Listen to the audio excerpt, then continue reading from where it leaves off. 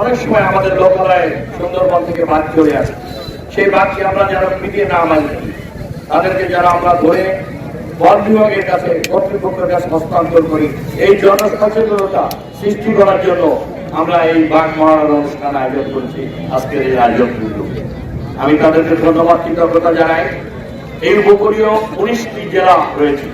এই সুন্দরবন যদি রক্ষা করতে না পারি, আমরা উপকূলের জলস্রোতে, বন্যার ঘর জলস্রোতে লক্ষ লক্ষ কোটি কোটি মানুষ ক্ষতিগ্রস্ত হবে, যান জীবন মালের ক্ষতিগ্রস্ত হবে।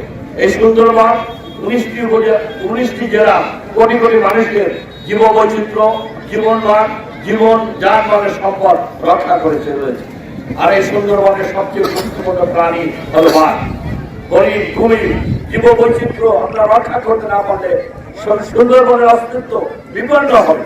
এই জন্য সুন্দরবনকে রক্ষা করার জন্য, পরিবেশকে রক্ষা করার জন্য, জীববৈচিত্র্যকে রক্ষা করার জন্য, মানুষের এলাকা সুন্দরভাবে অক্সিজেন, নাইট্রোজেন নিয়ে বসবাস করার জন্য এই পরিবেশ, জীবন বৈচিত্র্য আমাদের, জীব বৈচিত্র্য আমাদের রক্ষা করতে হবে।